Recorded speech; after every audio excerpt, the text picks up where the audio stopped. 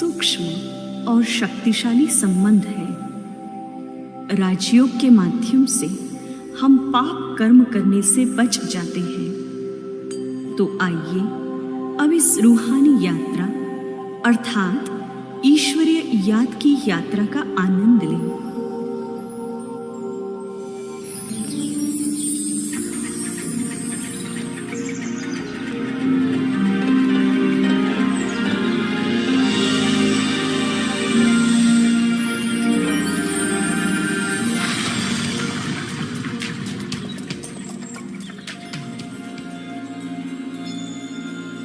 सत्य और पवित्र ज्ञान की अनुभूति ही योग है। मैं एक आत्मा हूं, अति सूक्ष्म ज्योति बिंदु हूं तथा मुझ आत्मा का पिता भी मुझ जैसा ही है, परंतु वो परम और अनंत है। आत्मा का परमात्मा के साथ मानसिक संबंध ही सर्वोच्च मानसिक अवस्था है, जिसमें आत्मा स्वयं को शांति, प्रेम और प्रसन्नता के सागर में डूबा हुआ महसूस करती है। योग शब्द सुनने से ऐसा लगता है कि ये शायद कोई बहुत ही कठिन प्रक्रिया होगी, परंतु नहीं। योग का सीधा सा अर्थ याद है। आत्मा अपने पिता परमात्मा को सच्चे मन से याद करे, यही योग है। यदि हर मनुष्य अपने अंदर गहराई से झांक कर देखे तो वो अनुभव करेगा कि उसके अंदर अपने वास्तविक घर की तथा ईश्वरीय गहन शांति के चिन्ह विद्यमान है। योग का एक अर्थ होता है उस परम अनुभूति को याद करना जब हम अपने मूल स्वरूप अर्थात निराकारी दुनिया में सिर्फ आत्म रूप में थे, तो हम कैसा अनुभव करते थे। उस अनुभूति को इस देह में होते भी पुनः अनुभव करना, इन सभी गहरे अनुभवों का आधार ज्ञान है। ज्ञान अर्थात समझ, जो हमें इस दुनिया की हदों से सुख और शांति हम सबका जन्म सिद्ध अधिकार है और इसे प्राप्त करने का हम सभी को प्रयास करना चाहिए। राजयोग के माध्यम से हम अपनी खोई हुई शक्तियों और गुणों को पुनः प्राप्त कर सकते हैं।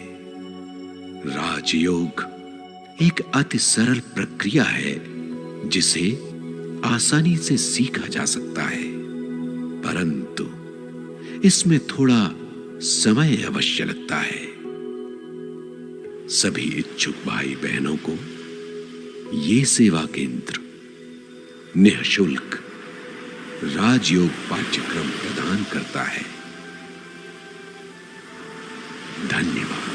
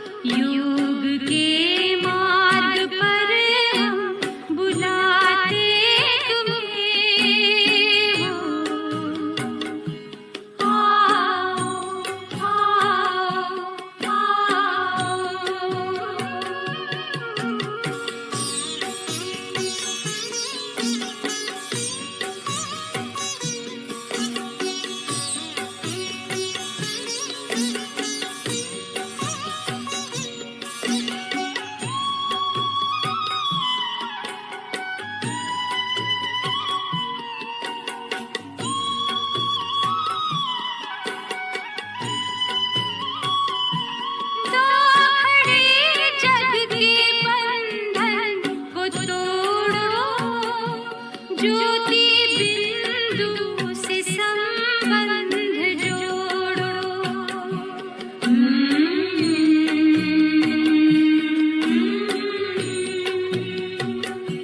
दो घड़ी जग के बंधन को तोड़ो, ज्योति बिंदु से संबंध जोड़ो।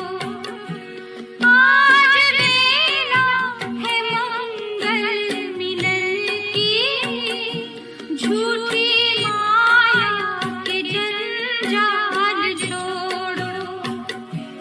एक महाज्योति से मिलाते तुम्हें, आओ बहनों बनो राजयोगी।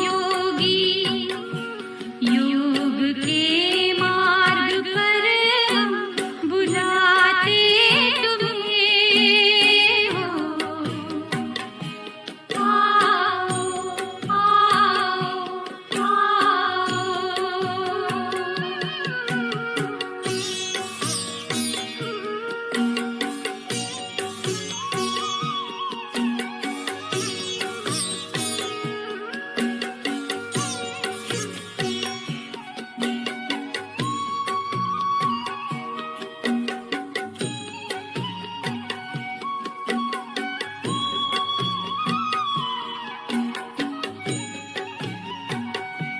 योग का बल भरो जिंदगी में, तुम नहाओगे नित रोशनी में।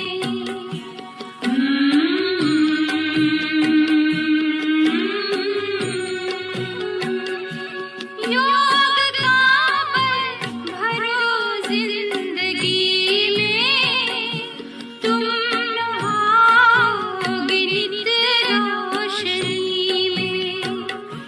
दूर तुमसे रहेगा अंधेरा, तुम रहोगे सदा चांदनी में। एक स्वर्गीय दर्शन कराते तुम्हें, आओ भाई बनो राजयोगी। योग के मार्ग पर हम बुलाते तुम्हें हो।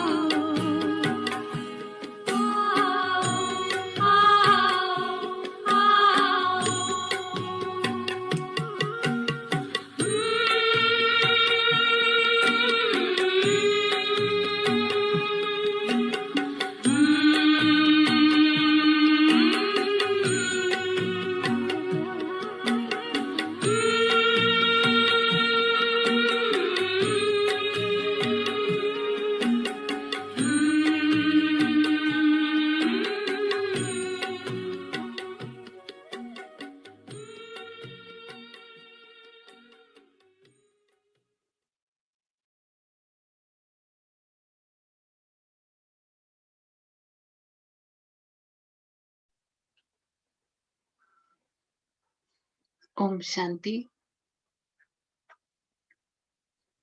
आज के राजयोग के सेशन में आप सभी का स्वागत है। पिछले कुछ दिनों से हम सभी एक साथ इस स्पिरिचुअल जर्नी पर, इस आध्यात्मिक यात्रा पर चल रहे हैं। राजयोग की कुछ बेसिक डेफिनेशंस हमने समझी और हमने साथ साथ लाइफ के बेसिक क्वेश्चंस को भी समझा। मैं कौन हूं, कहां से आई हूं, परमात्मा कौन है, उनका संपूर्ण परिचय क्या है, और राजयोग का आधार स्वयं का परिचय, स्वयं की पहचान और साथ साथ परमात्मा की पहचान। और कल हमने बात की थी राजयोग के लिए, योग की सही विधि के लिए उसका आधार परिचय, संबंध, स्नेह और प्राप्ति। ये 4 बातें कल हमने डिस्कस की थी कि जब हमें सही रूप से परमात्मा का परिचय है, क्योंकि जहां हमें कनेक्शन जोड़ना है, जिसके साथ हमको संबंध जोड़ना है, क्योंकि योग माना कनेक्शन, योग माना कम्युनियन, योग माना जुड़ना या मिलना, तो उसका परिचय होना बहुत जरूरी है। जहां मुझे जुड़ना है, जिसके साथ कनेक्ट होना है, इसके साथ साथ उसके साथ हमारा क्या संबंध है, हमने बात की। स्नेह, जब वो स्नेह पूर्ण संबंध होगा तभी परमात्मा की याद आएगी। और प्राप्ति, और इसी सीरीज में आज हम आगे बढ़ते हैं।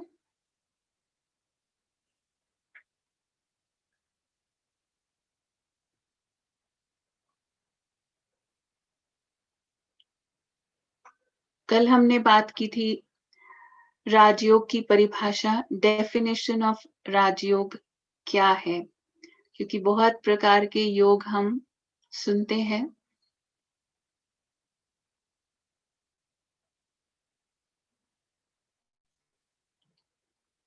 So it's about forgetting your body, अपने देह और देह के सभी संबंधों को, बॉडीली रिलेशंस को, पोजेशंस को, जो भी देह से जुड़ी हुई चीजें हैं, उन सभी को भुला करके स्वयं को आत्मा निश्चय कर, पॉइंट ऑफ लाइट आत्मा हूं मैं, और परमात्मा की स्नेह पूर्ण याद, यही योग है।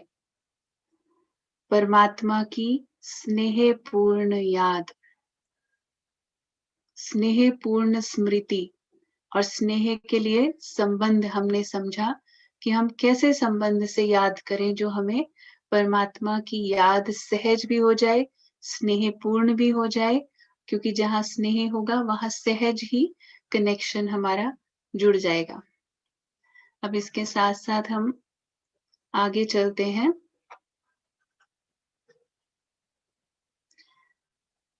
क्योंकि जब हमने बात की कि आज तक भी हम परमात्मा को याद तो करते आए,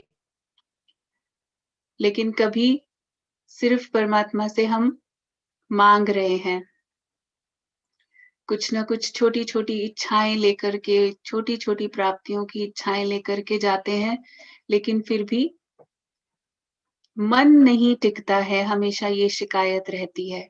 तो कल हमने जो बात की उसी श्रृंखला में आज हम आगे बढ़ते हैं।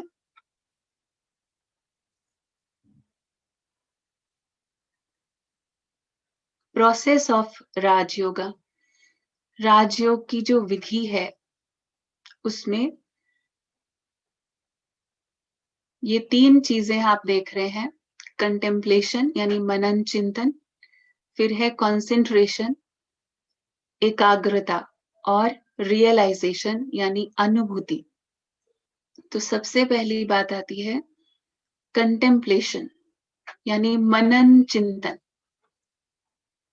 तो जब हमारे अंदर प्रोसेस शुरू कहाँ से होती है, योग की विधि है, सबसे पहला स्टेप मनन चिंतन, क्योंकि जिस डायरेक्शन में हम सोचते हैं, बार बार उसका अभ्यास करते हैं, तो वो उसी तरफ हमारी विजुअलाइजेशन शुरू हो जाती है। जैसे छोटे बच्चे को जब आप स्टोरी सुनाते हैं, तो वो स्टोरी जब आप बताते हैं, आप बोल रहे हैं एक राजा था, एक रानी थी, एक महल था, जो भी आप बातें बोल रहे हैं उसका एक इमेज, उसके मन में एक चित्र बनता है। लेकिन उसकी शुरुआत होती है मनन से, तो उसके साथ साथ विजुअलाइजेशन, और जब उसका विजुअलाइजेशन, उसके अंदर जब वो चित्र क्लियर बनता है, और ये चित्र बनाना किसका काम है, बुद्धि का। तो इसमें मन और बुद्धि दोनों साथ साथ काम कर रहे हैं। अगर आपको याद है तो आत्मा के परिचय में, स्वयं के परिचय में हमने पहली बात की थी मन, बुद्धि और संस्कार आत्मा की जो 3 फैकल्टीज हैं, तो उसमें से पहली फैकल्टी मन है। मनन जब हमको करना है, माना मन में हमको थॉट्स क्रिएट करने हैं, तो हम संकल्प क्रिएट कर रहे हैं।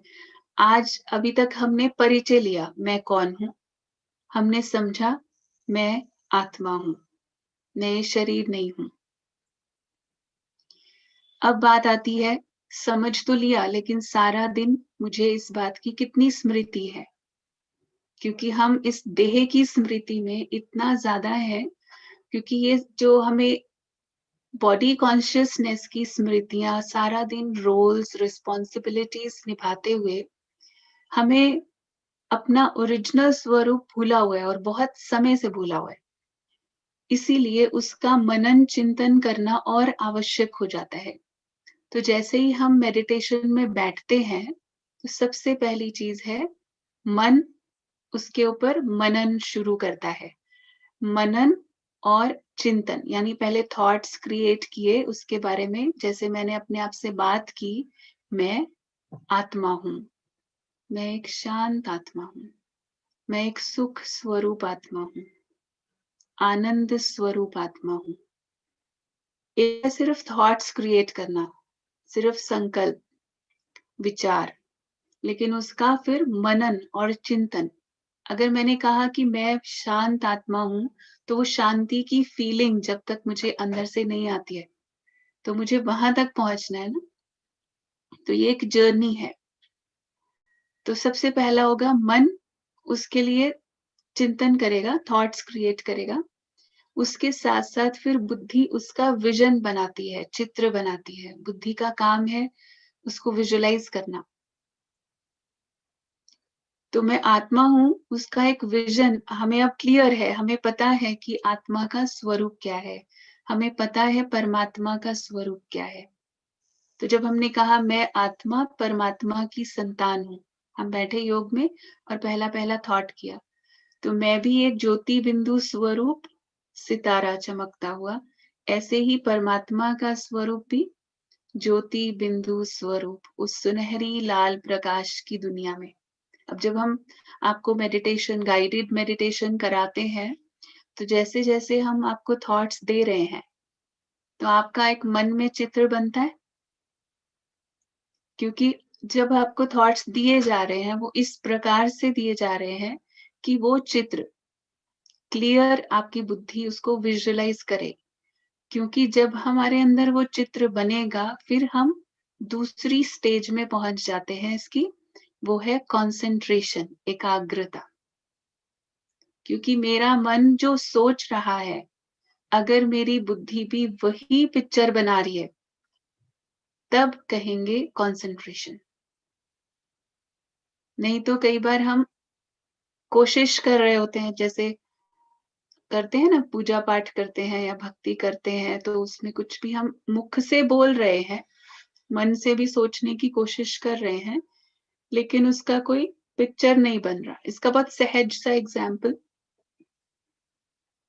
एक समझो एक बच्चा है, स्टूडेंट है, पढ़ाई करने वाला बच्चा, अभी वो बीच में उठ करके टीवी देख रहा है, और टीवी में उसमें कुछ भी जो उसने देखा, कार्टून शो देखा या कुछ भी देखा, तो उसमें जो सीन्स चल रहे हैं, वो सीन्स उसकी बुद्धि के अंदर एक इमेज, नेचुरली इमेज मिल रही है ना, क्योंकि वो तो सामने पिक्चर चल रही है, उसको पिक्चर बनाने की जरूरत नहीं है। तो वो पिक्चर चलती है, वो अंदर उसके प्रिंट हो जाती है जैसे। अब वो मम्मी ने कहा टाइम पूरा हो गया, अभी पढ़ाई करो, अभी अभी टीवी बस। तो उसने जो देखा अब वो जो बुक खोल के बैठता है, और बुक में जो भी लिखा है वो पढ़ने की कोशिश भी कर रहा है, लेकिन उसकी बुद्धि में चित्र कौन सा बन रहा है, जो अभी अभी उसने टीवी सीरियल में या कार्टून शो में देखा है। तो मन उसका कुछ और सोचने की कोशिश कर रहा है, लेकिन जो बुद्धि है वो उसका साथ नहीं दे रही है। ये मैंने एक छोटे बच्चे का आपको एग्जाम्पल दिया, लेकिन हम सबके साथ भी ऐसा होता है कई बार। तो इसीलिए पहला स्टेप से लेकर के कंटेम्पलेशन, मनन चिंतन से जब हम सही विधि से शुरू करते हैं और उसका चित्र मन में बनाते हैं, तो मन एकाग्र हो जाता है। उस चित्र के ऊपर एकाग्र होता है, उस विजन के ऊपर एकाग्र होता है। और जैसे ही एकाग्र होता है,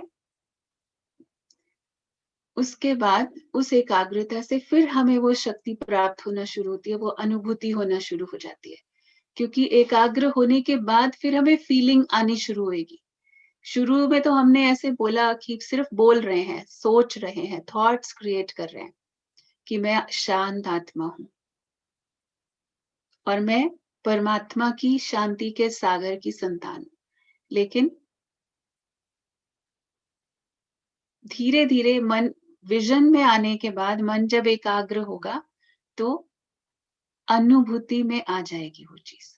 फिर मुझे सच में महसूस होगा, सच में मुझे अनुभूति होगी कि मैं शांत हूं। नहीं तो कभी कभी कोई प्रश्न पूछते हैं कि आप कह रहे हैं मैं शांत आत्मा हूं, लेकिन मुझे नहीं लग रहा। आप कह रहे हैं कि परमात्मा से शक्ति मिल रही है, परमात्मा शक्ति दे रहे हैं, लेकिन मुझे नहीं फील हो रही है। तो वो जब तक फीलिंग में नहीं आई, तो इसका मतलब पूरा कनेक्शन अभी जुड़ा नहीं है, क्योंकि ये बात सिर्फ मुख से बोलने की नहीं है, ये बात है अनुभव करने की, मन को एकाग्र करके उस चीज का एक्सपीरियंस करने की। तो इस चीज को, अनुभूति को और बढ़ाने के लिए हम इस पूरी प्रोसेस को पहले समझते हैं। फिर हमारी बिकॉज जब हम कह रहे हैं राजयोग, तो राजयोग एक जीवन शैली है, it's a way of life. Meditation उसका एक पार्ट है। मेडिटेशन माना बैठ के अगर आप बात कर रहे हैं, आपका अंडरस्टैंडिंग बहुत सारे लोगों की ये होती है कि मुझे मेडिटेशन या राजयोग सीखना है, माना जितनी देर मैं बैठूं, टाइम मिले, मैंने 10 मिनट, 20 मिनट, आधा घंटा हम बैठे, हमने मेडिटेशन किया, इस तरह का एक विचार होता है। लेकिन राजयोग मेडिटेशन एक वे ऑफ लाइफ है, जीवन जीने की एक कला है, जीवन जीने की एक शैली है। सुबह से लेकर के रात तक हम कैसी अवेयरनेस में रहते हैं, जैसे, और उसमें बैठ के जो हम मेडिटेशन की प्रैक्टिस कर रहे हैं, वो उसका एक इम्पॉर्टेंट पार्ट है।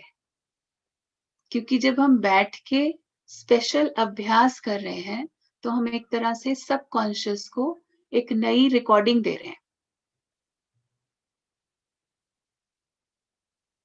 क्योंकि अभी तक हमारे सबकॉन्शियस माइंड में बहुत अनेक प्रकार की, दूसरी प्रकार की रिकॉर्डिंग्स हुई हैं।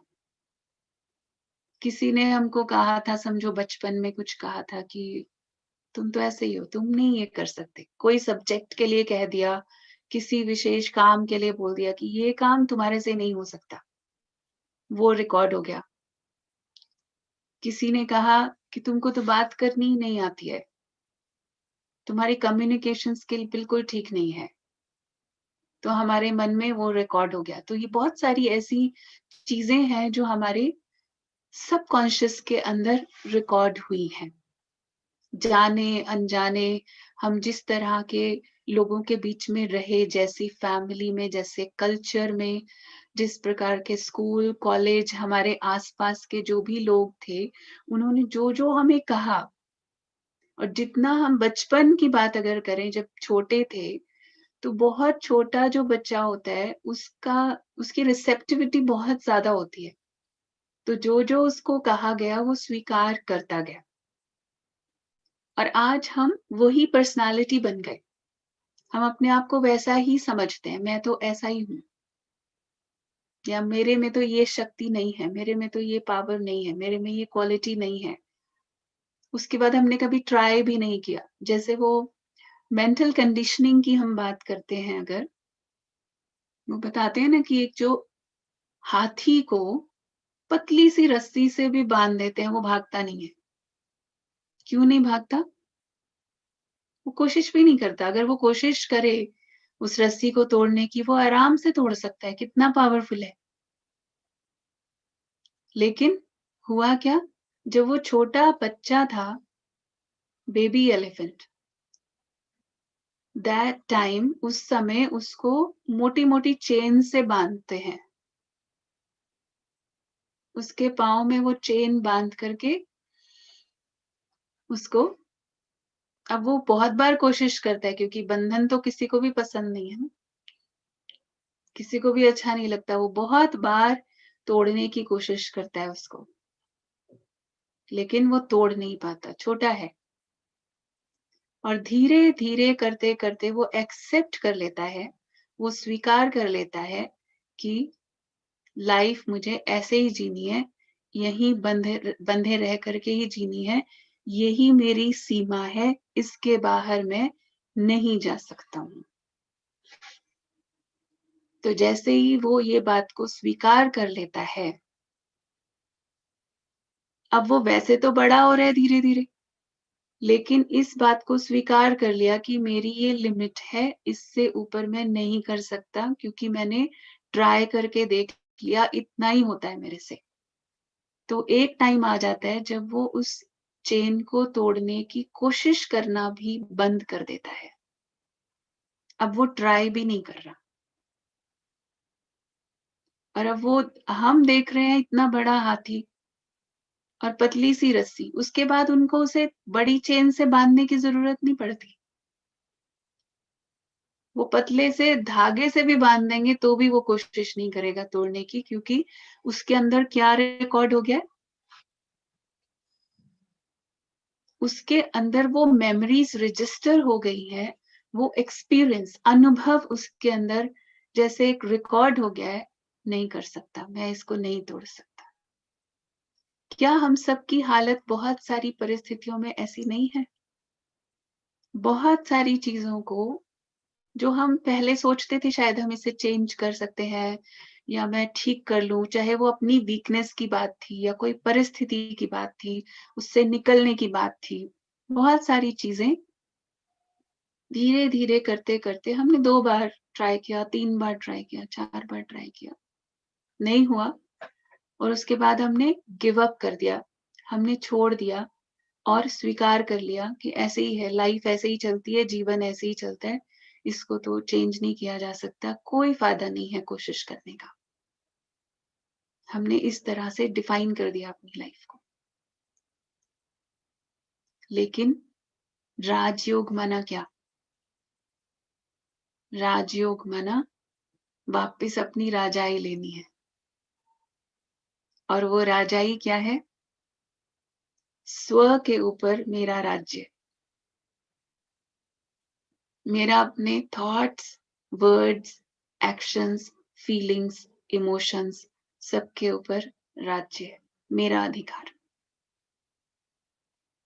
तो मुझे वो वापस लेना है, क्योंकि क्या हुआ, जैसे ही हमने 2-4 बार ट्राई किया या फिर लोगों ने हमें कह दिया कोई फायदा नहीं है, कोई फायदा नहीं है, जब हम पूरी एंथुसियाज्म के साथ, पूरे उमंग उत्साह के साथ भी कोई चीज हम कर रहे थे, समझो आप में से किसी के साथ ऐसा कुछ हुआ कि आप कोशिश कर रहे थे, लेकिन आपके आसपास वाले वॉइसेस कौन सी अंदर जा रही थी, उन सबकी कौन सी आवाजें थी? नहीं, छोड़ो, कोई फायदा नहीं है, रहने दो, कोई फायदा नहीं होता इस सब से, टाइम वेस्ट कर रहे हो अपना, या कुछ भी ऐसा। तो वो क्या हुआ, करते करते हमने स्वीकार जब कर लिया ना, तो जो मेरे अंदर शक्ति थी भी, मेरे अंदर पावर थी, लेकिन वो पावर सो गई, क्योंकि उसके बाद मैंने उसको यूज करने की कोशिश ही नहीं की। तो राजयोग माना उन सब सोई हुई शक्तियों को भी जागृत करना है। शक्ति है, आत्मा में अनंत शक्तियां हैं। अब अगर उसे जागृत करना है, हम बात कर रहे हैं, तो एक बात और है कि उसका एक प्रॉपर प्रोसेस होगा ना।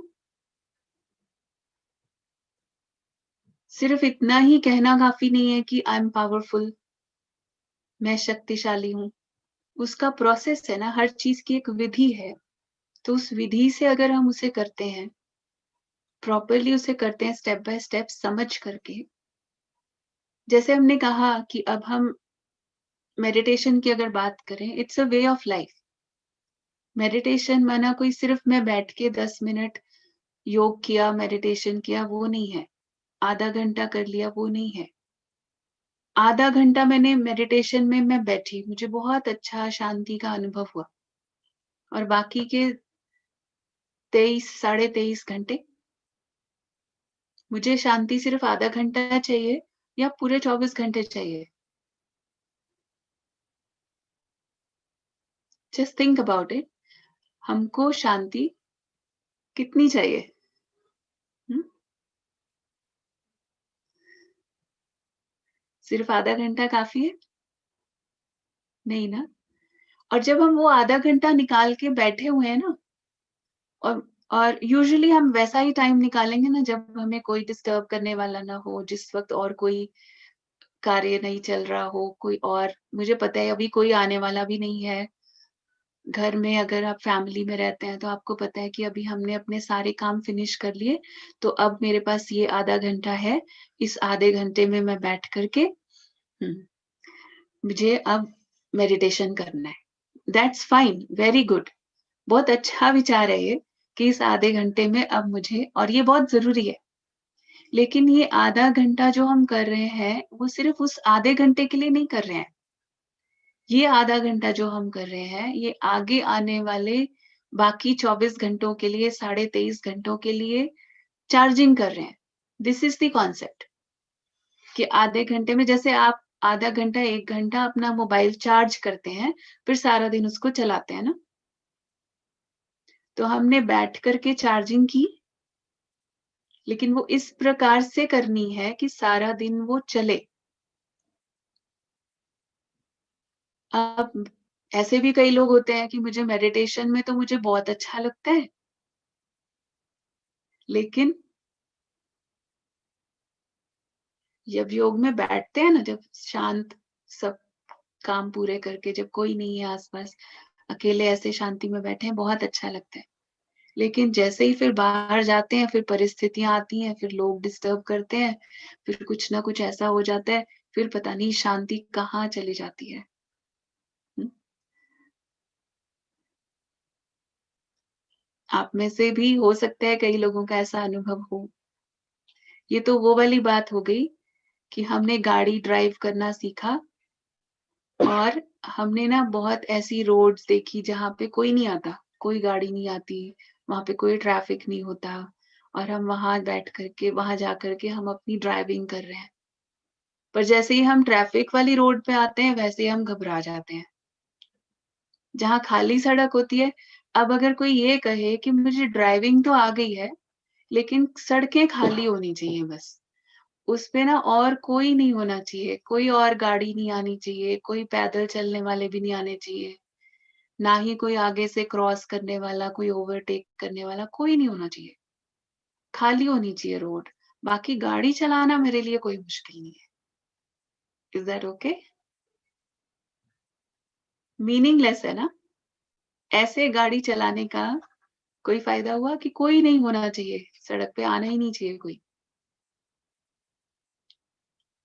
हम ठीक है, हम प्रैक्टिस के लिए हमने ऐसी जगह चुनी, जहाँ पे कोई गाड़ी नहीं है। लेकिन प्रैक्टिकली तो ट्रैफिक में चलाना पड़ेगा ना। तो इसी तरह से राजयोग जो है वो एक प्रैक्टिकल विधि है अपने जीवन को इम्प्रूव करने की। अपने अपने अंदर मुझे इम्प्रूवमेंट ला करके अपने टोटल लाइफ़स्टाइल को मुझे पॉज़िटिव बनाना है। यही चाहते हैं ना? मुझे बैठ के, जब मेरे पास कोई नहीं है डिस्टर्ब करने वाला, कोई मुझे बुलाने वाला नहीं है, कोई आवाज़ नहीं लगा रहा, बच्चों को भी खाना खिला के सुला दिया है, उस वक़्त हम बैठ कर के चार्जिंग कर लें अपनी। लेकिन ज़्यादा शांति की ज़रूरत कब है? ज़्यादा शांति की ज़रूरत मुझे तब है, जब मेरे सामने प्रॉब्लम्स आती हैं, जब मेरे सामने चैलेंजेस आते हैं, जिस वक्त मैं आंख बंद करके ऐसे नहीं बैठ सकती हूँ। जब आपके सामने चैलेंजेस आ रहे हों, जब आपके सामने कोई ऐसी सिचुएशन आ रही हो जहाँ पे आपको डिसीजन लेना है, जहाँ पे आपको जज करना है और फटाफट 1 सेकंड में कुछ डिसाइड करना है और उस 1 सेकंड में बहुत बड़े-बड़े फैसले आपके सामने, ऐसी डिफिकल्ट चॉइसेस आ रही हैं, आपको समझ नहीं आ रहा ये करूँ या वो करूँ, वो करना है आपको।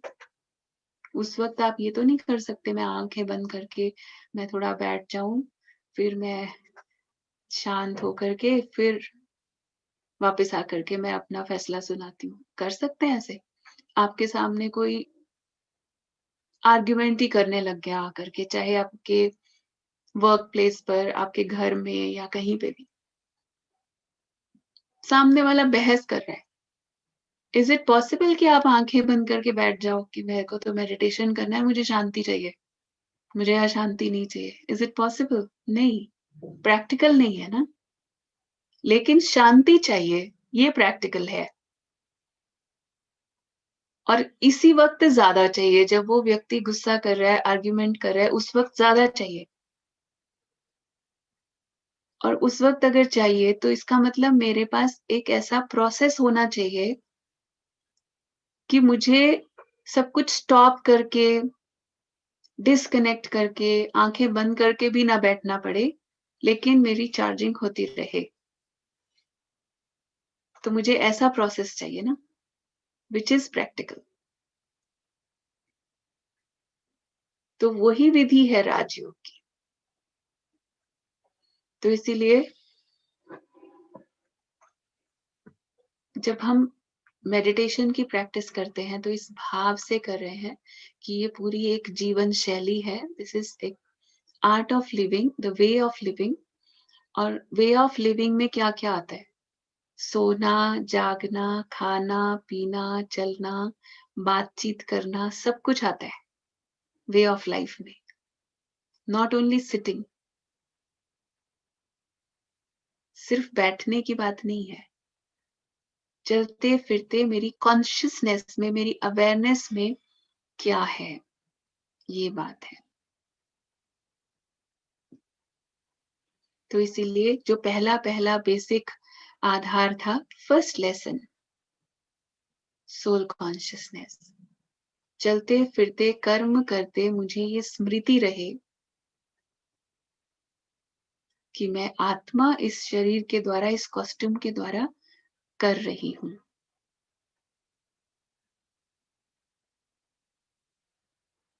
और चलते फिरते ये स्मृति रहे, सिर्फ ये नहीं कि जब हम बैठे हैं तो हम भगवान से कनेक्टेड हैं, हम सारा समय I can stay connected all the time. हम उसके साथ कनेक्ट हो सकते हैं। जैसे चलते फिरते, खाना बनाते, खाते भी आप किसी को याद करते हो जिससे बहुत स्नेह होता है। जहाँ बहुत प्यार होगा, वहाँ याद अपने आप आती है। अब देखिए, एक है याद करना, एक है याद आना, और एक है याद सताना। याद सताना होता है कि आप भूलना भी चाहो तो भी भूल नहीं सकते हैं। अब भगवान के लिए हमारी याद कैसी है? याद आना, याद करना या याद सताना होनी कैसी चाहिए? ऐसी हो जाए ना कि मैं भुला ही ना पाऊं। अगर मेरा ऐसा संबंध जुड़ जाए भगवान के साथ, फिर वो किसी भी संबंध में, किसी भी रिलेशन से आप याद करें, उसके साथ तो मात पिता, बंधु, सखा, हम सब कह रहे हैं ना। तो जिस रिलेशन से भी आपको अच्छा लगता है, आप उस रिलेशन से उसे याद करके ऐसा संबंध जोड़ सकते हैं। फिर उसके लिए कोई बैठने की जरूरत थोड़ी पड़ती है। एक माँ अपने बच्चे को याद करती है, दूर कहाँ पर भी है, वो चलते फिरते भी याद करती रहती है। और वो ये कहती है कि मेरा बेटा तो मेरे दिल में रहता है। बैठा तो कहाँ है, दूर, लेकिन वो ये कह रही है मेरे दिल में रहता है। भाव क्या है कि मन में, दिल में उसकी याद सदा है। और याद का मतलब क्या होता है? कैसे याद करती है? समझो उसके बेटे का नाम है जॉनी। तो वो कैसे याद करती है? जॉनी जॉनी जॉनी जॉनी, ऐसे याद करती है? कैसे करती है? उसका चेहरा याद आता है, उसकी बातें याद आती हैं, और ये याद आता है कि मैंने उसको ऐसे कहा था, फिर उसने ये कहा था, ये याद होता है ना। इसको कहते हैं ना याद, कि मुझे याद आ रही है किसी की। और भगवान को हम कैसे याद करते हैं? राम राम राम राम राम राम राम राम। और फिर कहते हैं याद नहीं आ रही, मन नहीं लग रहा। तो कुछ तो गड़बड़ है ना। जिनकी याद आ रही है, जिनकी याद सता रही है, उसको कैसे याद कर रहे हैं? देखिए तो सही, संबंध से याद कर रहे हैं, प्यार से याद कर रहे हैं, उनकी बातें याद कर रहे हैं, जाप थोड़ी कर रहे हैं।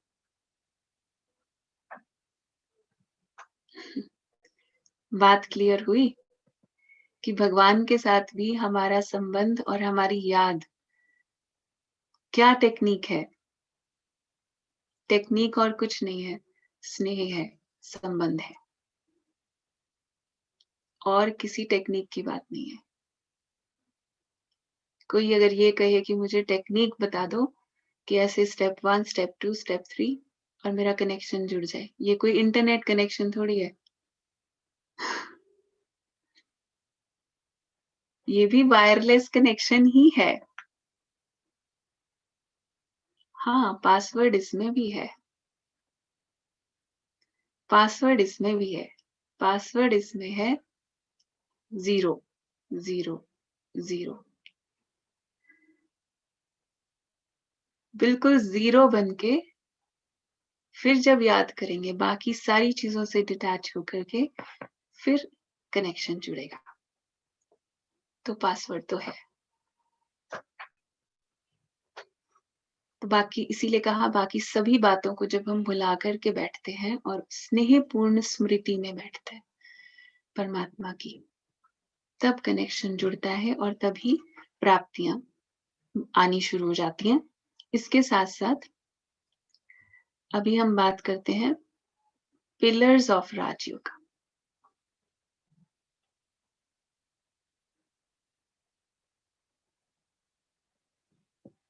क्योंकि हमने कहा कि ये जीवन शैली है, ये हमारा एक पूरा जीवन जीने की एक कला है, वे ऑफ लाइफ है।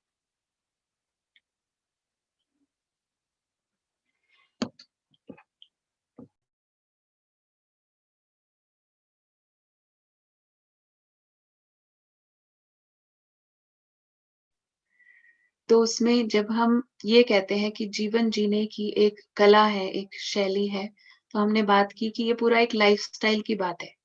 It's not only about sitting. तो सारा दिन में जो हमारी दिनचर्या है, सबसे पहले इसमें 4 पिलर्स आते हैं। सबसे पहला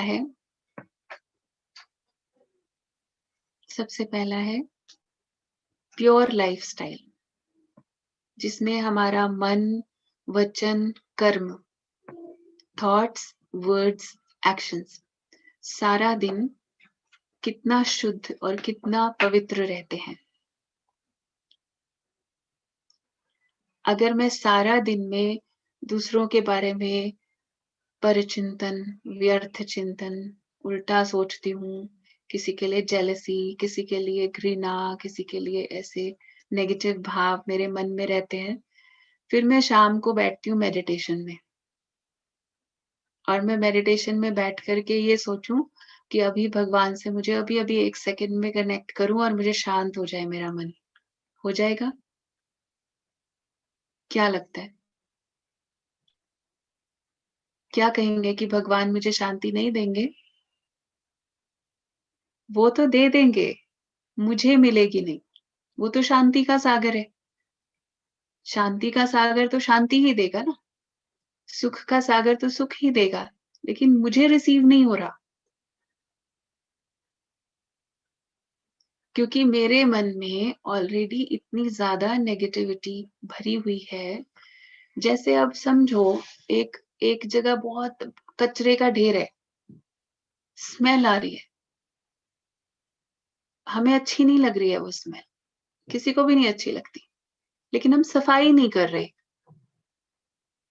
कचरा है, ढेर लगा है, स्मेल आ रही है, मगर हम सफाई नहीं कर रहे, लेकिन कंप्लेन कर रहे हैं कि मुझे अच्छी नहीं लग रही है स्मेल, कोई स्मेल को दूर कर दे। और फिर हमने सोचा कि ऐसे करते हैं, इसके ऊपर ना अगरबत्ती जला देते हैं। आपने अगरबत्ती जला दी उसके ऊपर, खुशबू आएगी फिर भी? अगरबत्ती तो अपना काम कर रही है, खुशबू भी दे रही है वो, लेकिन आपको खुशबू फील होगी? क्योंकि वो तो इतनी जो उसमें स्मेल आ रही थी, उसके अंदर उसकी खुशबू भी मिक्स हो गई, गुम हो गई। तो अगर सारा दिन के हमारे लाइफस्टाइल के अंदर शुद्धता नहीं है, प्योरिटी नहीं है, औरों के प्रति हमारे अंदर अगर नेगेटिव घृणा भाव है, तो मैं अगर मेडिटेशन में बैठ भी रही हूं ना, तो मुझे वो प्राप्ति का अनुभव नहीं होगा, शांति का अनुभव नहीं होगा। इसीलिए पहला पिलर, 4 पिलर्स हैं राजयोग के। सबसे पहला पिलर है प्योर लाइफस्टाइल, पवित्र जीवन शैली। दूसरा है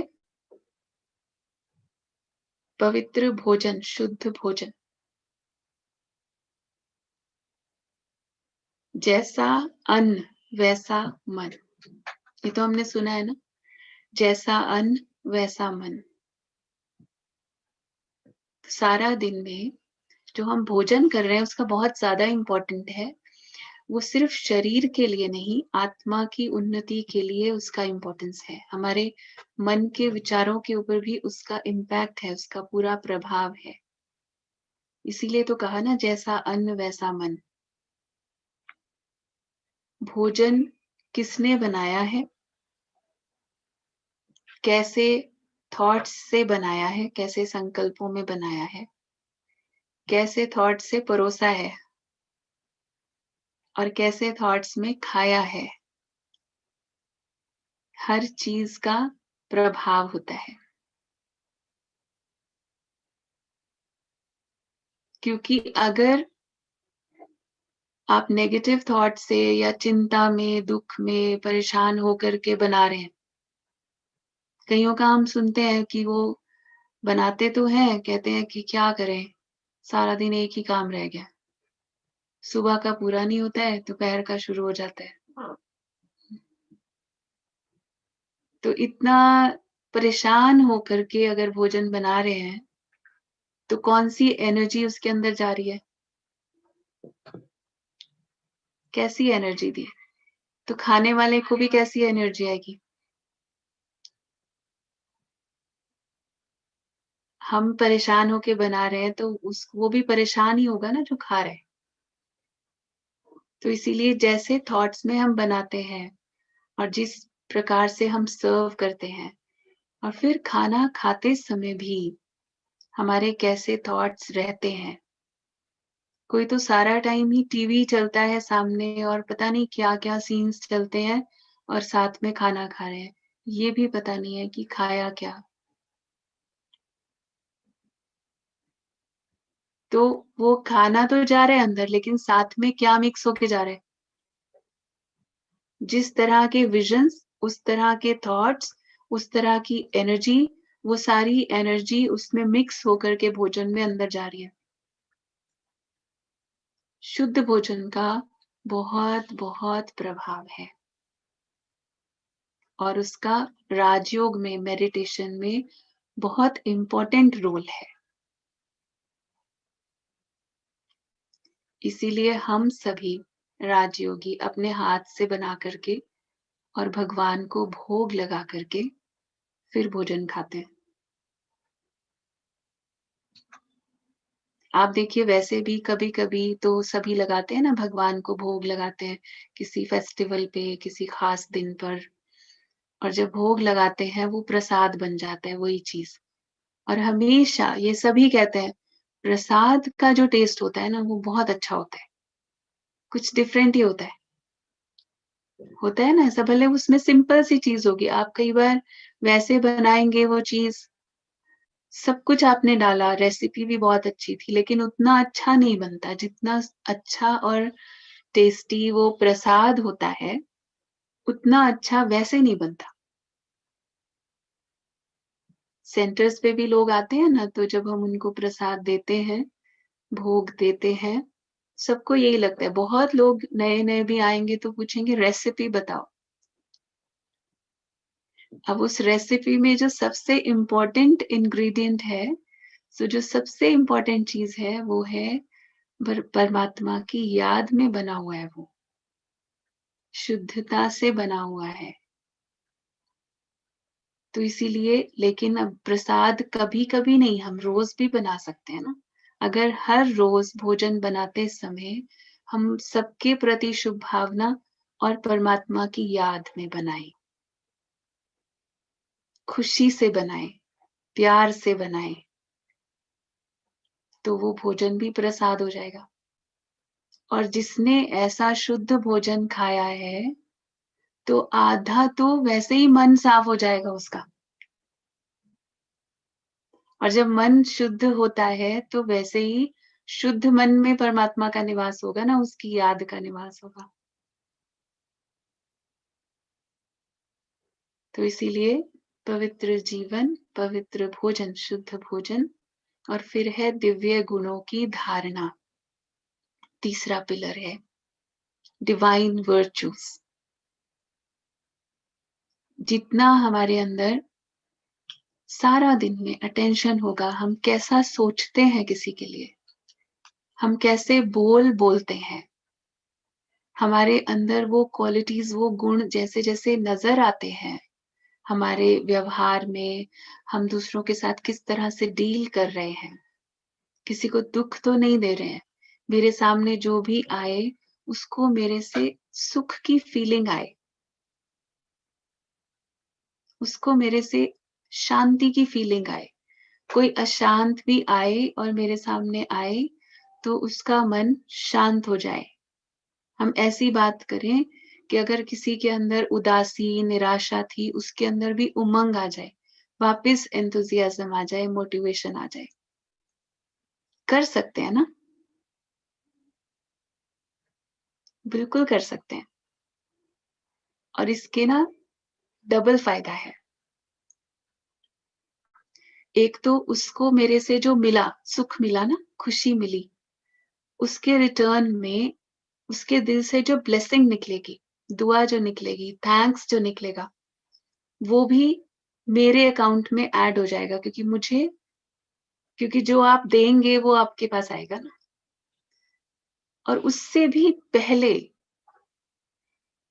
जैसे ही मैंने अच्छी बात किसी से करनी है, मोटिवेशन वाले वर्ड्स बोलने हैं, तो मेरा मन पहले सोचेगा ना उस प्रकार से। पहले मैं अपने मन में वो पॉजिटिव थॉट्स क्रिएट कर रही हूँ, तभी तो मैं आपसे वैसी बात करूंगी ना। तो मेरे मन की एम्पावरमेंट तो पहले ही हो रही है। मेरे मन के अंदर तो शक्ति, प्योरिटी, शुद्धता पहले क्रिएट हो रही है, तब मैं आपको दे रही हूँ। तो ये दोनों तरफ से बेनिफिट है। और फिर जब कुछ भी अच्छा करके, दिन में एक भी अच्छा कार्य किया होगा ना, माना अच्छा मीन्स नॉर्मल वाला अच्छा नहीं कि सारा दिन में हमने किसी को दुख नहीं दिया, मैंने तो किसी को परेशान नहीं किया, सिर्फ उतना नहीं, लेकिन मैंने किसी को मोटिवेट कर दिया, मैंने किसी को सुख दिया, किसी रोते हुए को हंसाया।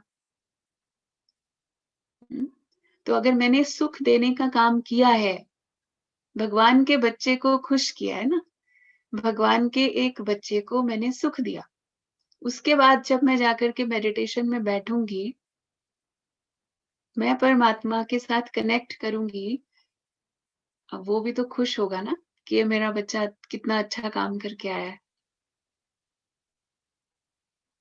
तो वो जो याद होगी मेरी, वो जो कनेक्शन होगा, वो बहुत सुख वाला होगा। मुझे सुख की फीलिंग, भगवान के प्यार की फीलिंग, जैसे एक बच्चा अच्छा काम करके आया तो माता पिता से प्यार मिलेगा ना, उसको एक्स्ट्रा मिलेगा। तो वो फीलिंग आएगी। तो इसीलिए दिव्य गुणों की जो धारणा है, divine virtues, that is also very very important. फिर चौथी बात आती है सत्संग। रोज का सत्संग, यानी सत्संग मीन्स सत्य का संग। सत्संग also means spiritual study, regular spiritual study. जैसे अभी आप में से कुछ लोग मैं देखती हूँ, काफी सारे जो हैं वो बहुत रेगुलर हैं, एक दिन भी मिस नहीं किया। आपके चेहरे भी, जिन्होंने खास करके कैमरा ऑन किया हुआ है या कुछ कुछ नाम जो रोज दिखते हैं ना, तो वो पता चलता है कि एक दिन भी मिस नहीं किया है।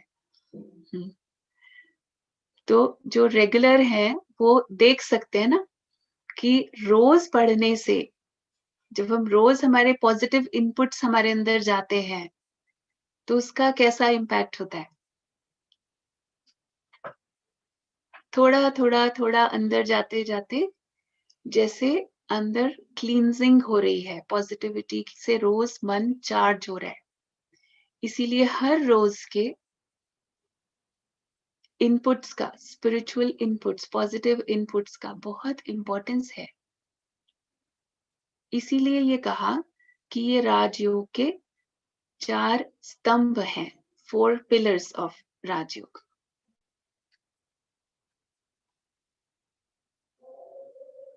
तो सबसे पहला प्योर लाइफ।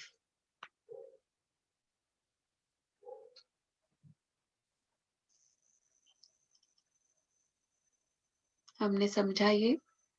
और फिर दूसरा है शुद्ध भोजन,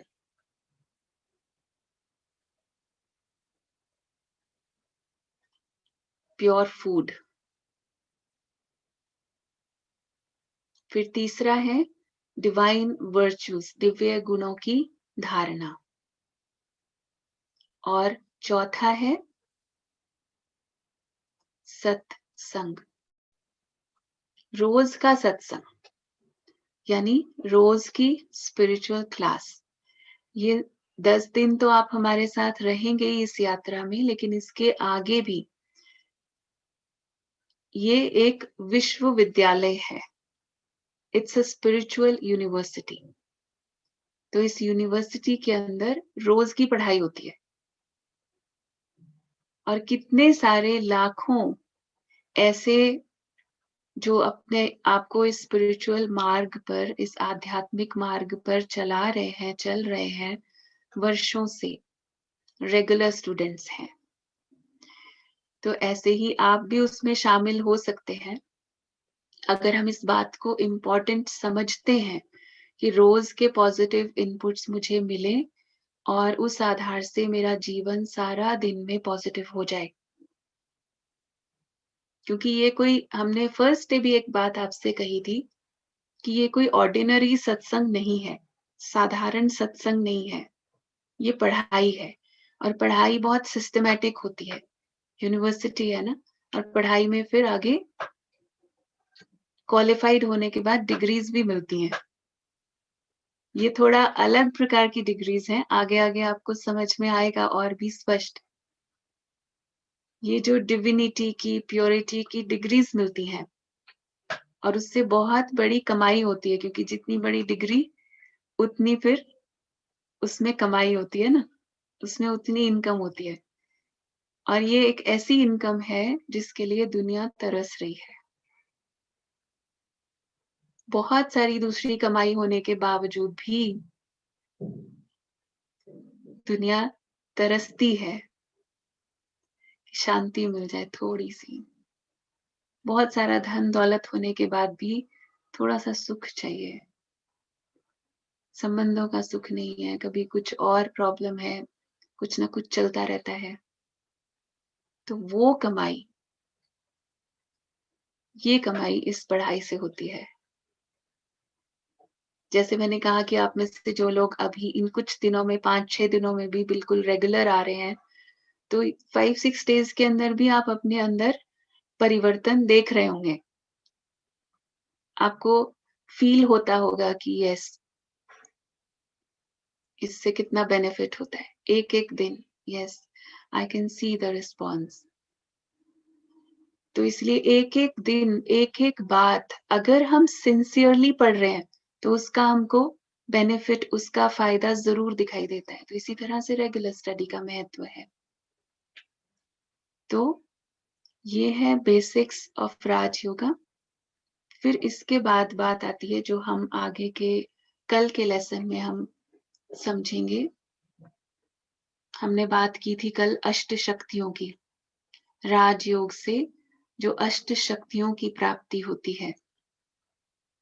हम जनरल वे में तो कह रहे हैं कि हम परमात्मा के साथ जब हम कनेक्शन जोड़ते हैं तो डेफिनेटली ना वो शक्तियों का सोर्स है। तो सोर्स के साथ कनेक्ट करेंगे तो शक्ति तो आएगी, लेकिन उस शक्ति का प्रमाण, उसका प्रूफ हमारे जीवन में क्या होता है, कैसे वो प्रत्यक्ष होता है। और अगर हम उसको दूसरे तरीके से देखें, क्या हम समझते हैं कि हम शक्तिशाली हैं या वीक हैं? हम खुद को देखेंगे। कभी कभी लाइफ में ऐसी कुछ सिचुएशंस आती हैं जिसमें हमको ये लगता है कि हम बहुत अपने आप को वीक फील करते हैं। कभी कभी लगता है कि हाँ, मेरे अंदर स्ट्रेंथ है, मैं फेस कर सकती हूँ। और कभी कभी बहुत ऐसा लगता है कि बहुत डिफिकल्ट है। तो कहाँ कहाँ ऐसी चीजें आती हैं जिसमें मुझे ये लगता है कि बहुत मुश्किल है, बहुत कठिन है। जहां पर भी मुझे ये लगने लग जाता है कि जैसे बस चल रहे हैं, जीवन बस चल रहा है, चला रहे हैं, जैसे खुशी नहीं है, उमंग नहीं है, उत्साह नहीं है। बहुत सारे लोग हम ऐसे देखते हैं, सुबह से शाम तक अपनी जिम्मेवारियां भी निभा रहे हैं, लेकिन जैसे एक एंथुसियाज्म होना चाहिए, उमंग उत्साह होना चाहिए, वो नहीं है। बस चल रहे हैं, करना है, करना पड़ेगा, वो फीलिंग है। तो मतलब अंदर में जब हम इस लाइफ को, इस जीवन को एंजॉय नहीं कर पा रहे,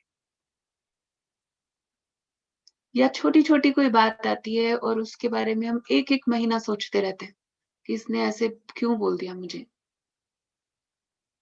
फिर अगर थोड़ी बड़ी बात आ जाती है, फिर तो 1 साल भी सोचते रहते हैं। 1 साल तो कम कह रही हूँ, बहुत लोग तो कई कई सालों बातें पकड़ के रखते हैं, लेट गो ही नहीं कर पाते, छोड़ ही नहीं पाते।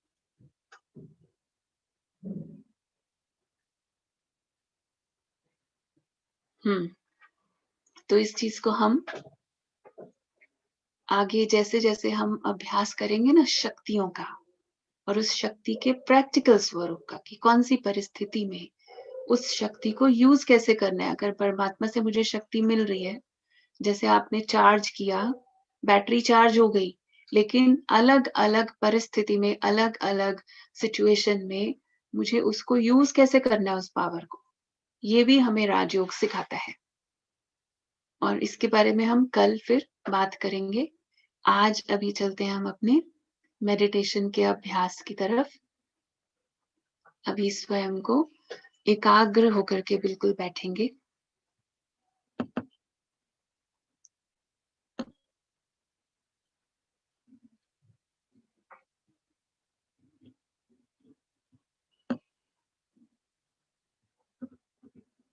ओम शांति।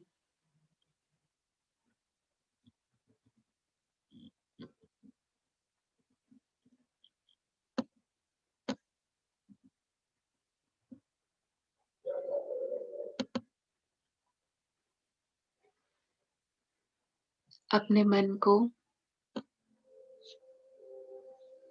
चारों तरफ की बातों से निकाल लें।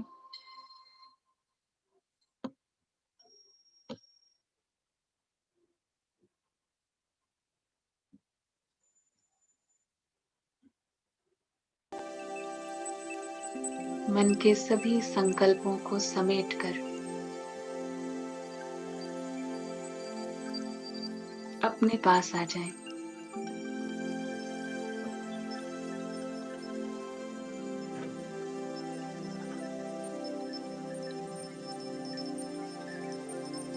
मैं इस देह से न्यारी, इस शरीर को चलाने वाली शक्ति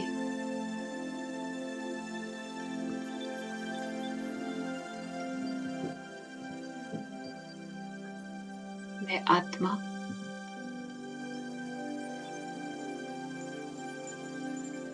मस्तक के बीच चमकता सितारा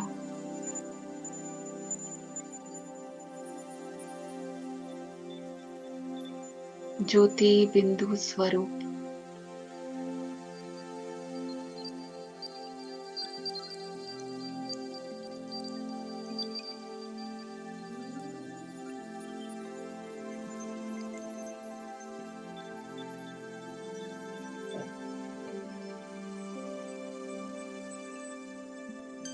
मैं आत्मा परमात्मा की संतान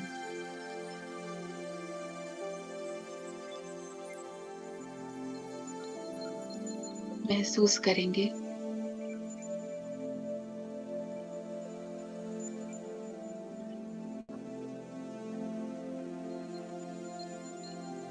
इस शरीर को यहीं छोड़कर मैं आत्मा चलती हूँ ऊपर की यात्रा पर।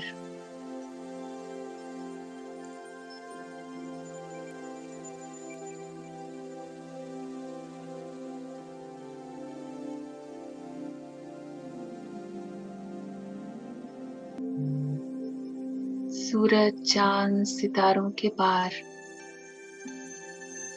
मैं सितारा चमकता सितारा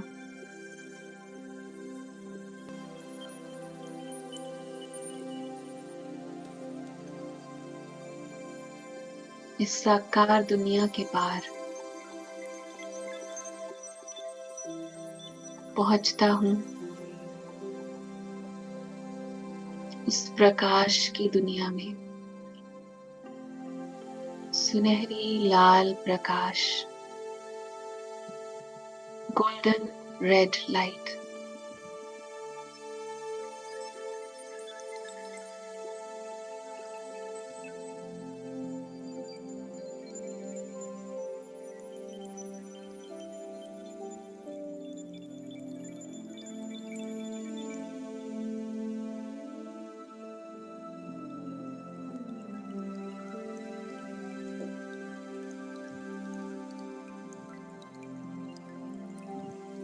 वहां पर मेरे परम पिता परमात्मा, वो भी ज्योति बिंदु स्वरूप,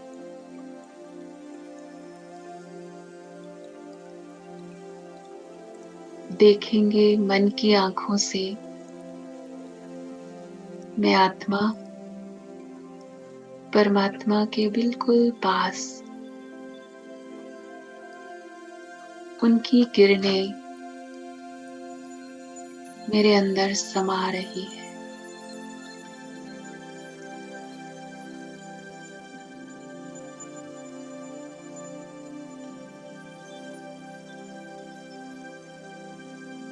वो शांति के सागर, आनंद के सागर, सुख के सागर, ये सुख शांति आनंद की किरणें, ये एनर्जी मेरे अंदर समाती जा रही है।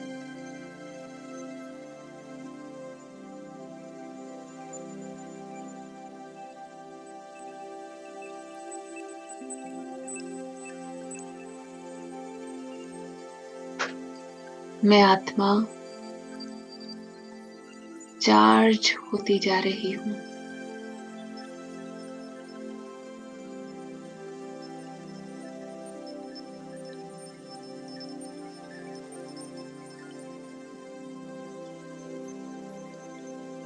शांत होती जा रही हूँ।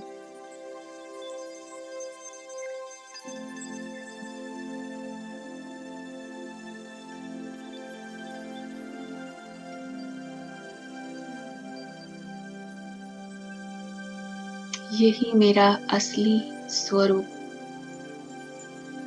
यही मेरा घर।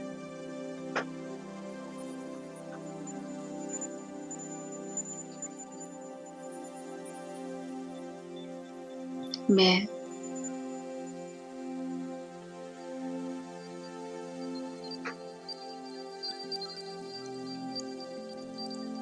परमपिता परमात्मा की संतान,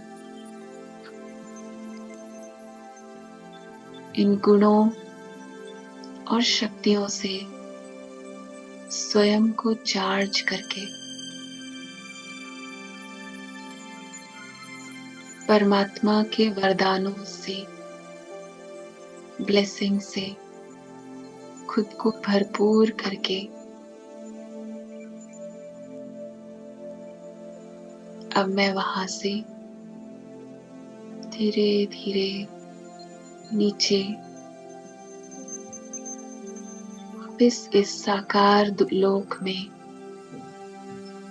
आने की तैयारी करती हूँ।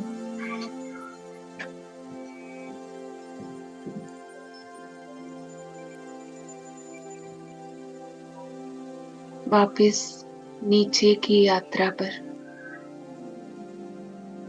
आसमान से नीचे उतरते फिर से इसी शरीर में प्रवेश करती हूँ।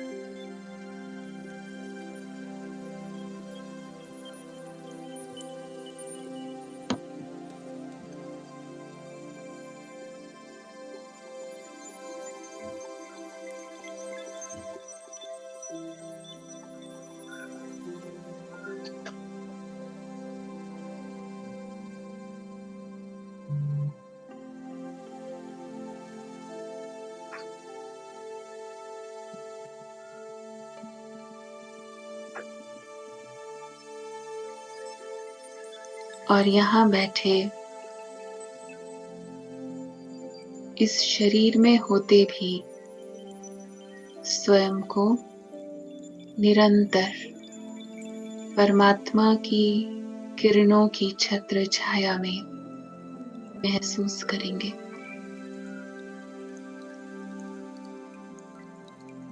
ऐसे ही चलते फिरते कर्म करते सारा दिन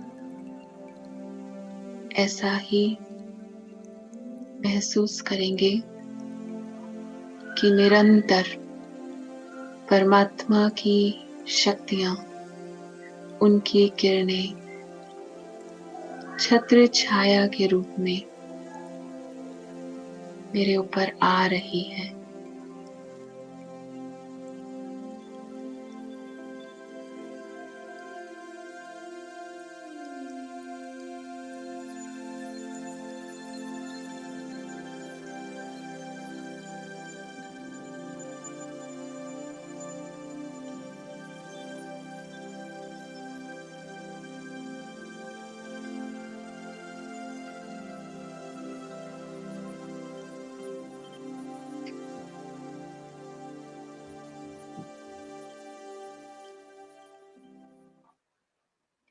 ओम शांति।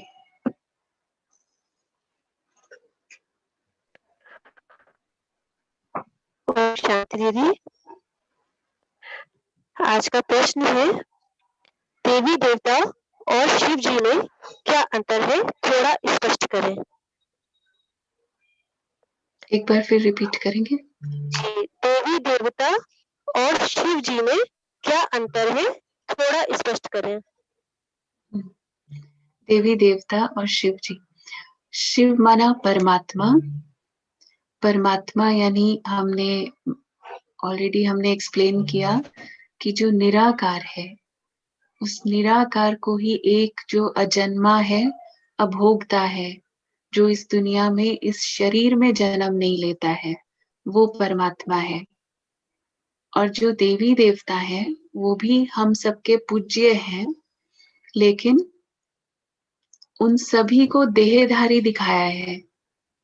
जन्म लेते हुए भी हम देखते हैं कि जन्म लिया है, माता पिता है, सिर्फ क्योंकि वो बहुत डिवाइन है, उनके अंदर दिव्य गुण है, इसीलिए उन्हें हम देवी या देवता कह करके याद करते हैं।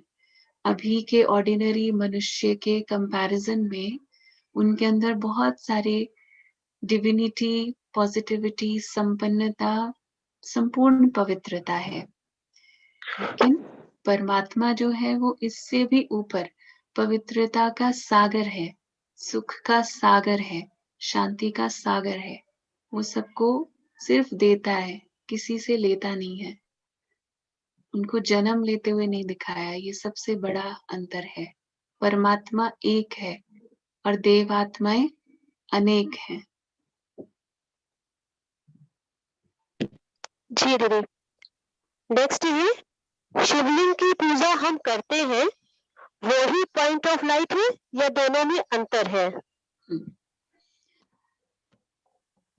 अच्छा क्वेश्चन है। शिवलिंग की जब हम कह रहे हैं पूजा करते हैं, शिवलिंग का जो आकार है वो एक सिंबॉलिक रूप है उसी ज्योति स्वरूप परमात्मा का। अगर आप शिवलिंग को ध्यान से देखेंगे, नेक्स्ट टाइम जब भी देखें, तो वो जैसे एक दीपक की शेप है। दीपक में ज्योति जैसे लौ होती है, फ्लेम ऑफ लाइट, तो ऐसे दीपक में ज्योति दिखाई है जैसे। तो वो ज्योति स्वरूप परमात्मा है, उसको सिंबॉलिकली उस रूप में दिखाया है। और उसमें भी उसके ऊपर तिलक लगाते हैं। 3 लाइनें होती हैं और बीच में एक बिंदु होता है। जो वो 3 लाइंस हैं, एक वैसा ही तिलक होता है हमेशा शिवलिंग पे, आप देखेंगे तो वो जो 3 लाइंस हैं, वो त्रिमूर्ति ब्रह्मा, विष्णु, शंकर, वो तीनों का प्रतीक है। और बीच में वो पॉइंट, बिंदु स्वरूप, वो परमात्मा शिव है कि इन तीनों को भी रचने वाला वो परमात्मा है। और वो केवल एक बिंदु है। अब जब हम कहते हैं ज्योति बिंदु यानी पॉइंट ऑफ लाइट, तो कैसे दिखाएंगे पॉइंट ऑफ लाइट? तो पहले लाइट बनाई, ज्योति बनाई, उसमें पॉइंट लगाया, तो वो सिद्ध करता है कि परमात्मा जो है पॉइंट ऑफ लाइट है। वैसे भी आप देखेंगे कोई फ्लेम होती है ना, अग्नि, कोई भी कैंडल जलाई है या दिया जलाई है, तो उसकी जो शेप है वो ऐसे ही ओवल शेप में होती है जैसे शिवलिंग की है। अब क्या कहेंगे, प्रकाश जो है वो इस शेप का है, देखने में ऐसी शेप है, लेकिन उसकी स्टार्टिंग पॉइंट एक पॉइंट होता है जहां से उसकी शुरुआत हुई है। तो इसी तरह से वो सिंबॉलिकली दिखाया है। बिल्कुल शिवलिंग उसी निराकार परमात्मा का ही प्रतीक है। जी दीदी। नेक्स्ट है, हम तो भगवान को बहुत याद करते हैं, फिर भी दुखी क्यों होते हैं? हम भगवान को याद करते हैं, सभी कर रहे हैं। हम भगवान को याद कर रहे हैं, हम पुकार रहे हैं, हम उनसे सुख शांति भी मांग रहे हैं, लेकिन पूरी तरह से सुख शांति प्राप्त करने की जो विधि है, शायद वो कहीं ना कहीं हम पूरी अपना नहीं पा रहे। उसमें भी जो पहला स्टेप है, पहला स्टेप था स्वयं को आत्मा समझ के परमात्मा को याद करना है। आत्मा समझ के करना माना ऊपर का ये जो बॉडी कॉन्शियस का लेयर है ना, ऊपर नाम, पोजीशन, रोल्स, जो इस दुनिया का हमें आइडेंटिटी जो मिली हुई है, उसको हटा करके जब हम याद करते हैं, उसे भूल करके, तो फिर वो कनेक्शन जुड़ता है और उससे शक्ति प्राप्त होती है। नहीं तो हम कर तो रहे हैं याद, लेकिन वो वैसी ही बात है जैसे बिना रबड़ उतारे वायर्स को ऐसे गांठ लगा दिया, करंट फ्लो नहीं हो रहा। तो इसीलिए थोड़ा सा जो विधि हमने समझी है, उस हिसाब से हम याद करेंगे तो कनेक्शन जरूर जुड़ेगा और प्राप्ति का अनुभव भी होगा। जी दीदी। फिर क्वेश्चन है कि मेडिटेशन में बैठते हैं तो नेगेटिव क्यों आता है? ये कुछ ऐसा ही है कि क्योंकि बैठते हैं, जैसे ही मन शांत होता है तो वो नेगेटिव दिखना शुरू हो जाता है। आता तो पहले भी था, लेकिन पता नहीं था क्योंकि हम उसकी तरफ ध्यान ही नहीं दे रहे थे। हमारी बुद्धि और मन सारा दिन दूसरी चीजों में इतना ज्यादा उलझा हुआ था कि हम अपने अंदर देख ही नहीं पा रहे थे। तो क्या हुआ, जैसे ही हमने मेडिटेशन में बैठना शुरू किया, मन को शांत किया, जैसे एक पानी होता है ना जिसमें बहुत सारी लहरें उठ रही हैं, तो उसके अंदर, उसके तले में क्या है आपको कुछ नहीं दिखाई देता, मगर आप उसको जैसे ही शांत कर दें, पानी जब शांत हो जाता है तो आपको दिखता है उसके अंदर क्या है। तो कुछ ऐसा ही हमारे साथ होता है जब हम, जैसे ही बिगिनर्स जो हैं, जो स्टार्ट करेंगे मेडिटेशन करना, उनको ये, बहुत लोगों को ये क्वेश्चन आता है कि हम बैठते हैं तो बहुत सारे थॉट्स आते हैं। तो आते हैं तो इसका मतलब ये अच्छी बात है कि हमें रियलाइजेशन हो रहा है, and realisation is the first step for transformation, कि मुझे समझ में आ रहा है मेरे अंदर ये नेगेटिविटी है। घबराने की जरूरत नहीं है, समझ आएगा तभी तो ठीक करेंगे ना। तो उसको क्लीन करने के लिए, उसको वॉश आउट करने के लिए, उस वीकनेस को दूर करने के लिए फिर हम परमात्मा से वही पर्टिकुलर शक्ति लेते हैं कि ये अंदर से जो मेरे ये नेगेटिविटी है ये क्लीन हो जाए। ओम शांति दीदी। ओम दीदी किसी ने शांति। प्रश्न पूछा है कि कर्म करते हुए और घर गृहस्थी की जवाबदारी निभाते हुए जो दिनचर्या है बहुत ही बिजी रहता है, लेकिन उस बीच में कैसे हम ये आत्म स्वरूप का अभ्यास कर सकते हैं, ये पूछा है। वेरी प्रैक्टिकल क्वेश्चन, बहुत ही जरूरी है ये समझना। जैसे हमने ये बात की कि सिर्फ हम थोड़ी देर 15-20 मिनट, आधा घंटा जो बैठे वो तो अच्छा है, लेकिन उसके अलावा सब कर्म करते हुए तो एक छोटी सी प्रैक्टिस हम ये कर सकते हैं जिसको हम ट्रैफिक कंट्रोल बोलते हैं। और वो हमारे यहाँ पर सभी सेंटर्स पर, माउंट आबू में भी, सब जगह पर ये एक सिस्टम बना हुआ है कि हर घंटे में 1 मिनट का एक म्यूजिक बजता है, और वो एक तरह से एक अलार्म है, एक रिमाइंडर है हमारे लिए कि हम जो भी कर रहे हैं उसको थोड़ी देर के लिए छोड़ करके 1 मिनट अपने अंदर जा करके चिंतन करें, स्व चिंतन और प्रभु चिंतन करके 1 मिनट में क्विक चार्जिंग करके ना अपनी, फिर दोबारा वापस हम अपने रूटीन में आते हैं। क्योंकि जो हम बिजी हैं, जो अपने परिवार में रहते हैं, जॉब भी है, सब काम करते हुए भी ये एक छोटा सा जो एक ये पीरियड होता है 1-1 मिनट का, हर घंटे में 1 मिनट, ये बहुत ईज़ी होता है निकालना। अगर कहेंगे आधा घंटा निकालना है तो मुश्किल होता है। इसी प्रकार से जब हम ये रोज़ रेगुलरली करेंगे, तो हमारे थॉट्स को एक डायरेक्शन मिलती रहेगी, क्योंकि नहीं तो सारा दिन हमारी चेकिंग ही नहीं होती है। और अगर किसी के प्रति हमारे अंदर कोई नेगेटिव भाव आया भी, ज़िम्मेवारी निभाते हुए टेंशन आ गया, परेशानी आ गई, कुछ भी हुआ, तो उस 1 मिनट में सरेंडर, परमात्मा को याद किया, उसको सरेंडर किया कि अब आपको ये टेंशन, चिंता, परेशानी जो भी है, आप देखो, और शक्ति ली, and then you move forward. दीदी एक क्वेश्चन आया है जी। जी एक कि क्वेश्चन मैं पूछ लेता हूँ। हाँ जी, किसी ने पूछा है कि क्या राजयोग से हमारे से जो गलतियां हो रही हैं या पाप कर्म हो रहे हैं वो ठीक हो सकता है, या जो पुराने पाप कर्म है वो खत्म हो सकते हैं राजयोग से? ऐसा किसी ने प्रश्न पूछा। एक बार इसके दोनों पार्ट्स का बारी-बारी आंसर देती हूँ। एक तो है कि अभी जब हमने इस बात को समझा है और हम अब ज्ञान को भी समझ रहे हैं और राजयोग का प्रैक्टिस हम शुरू करते हैं, तो इससे डेफिनेटली हमारा मन भी शुद्ध हो रहा है, बुद्धि को भी एक दिशा मिल रही है, क्लैरिटी मिल रही है। तो उससे डेफिनेटली हमारे अब से लेकर के आगे के जो कर्म हैं, वो तो श्रेष्ठ बनते ही हैं, क्योंकि हमारे अंदर परखने की, समझने की शक्ति बढ़ती है, राइट और रॉन्ग को डिफरेंशिएट करने की शक्ति बढ़ती है। दूसरी बात है कि जो पुराने हमारे पाप कर्म हैं, जाने अनजाने, इस जन्म में या पूर्व जन्मों में जो भी हमने किए हैं, अब वो आत्मा के अंदर रिकॉर्डिंग तो है, लेकिन उसकी भी हम योग से आत्मा का एक शुद्धिकरण कर सकते हैं।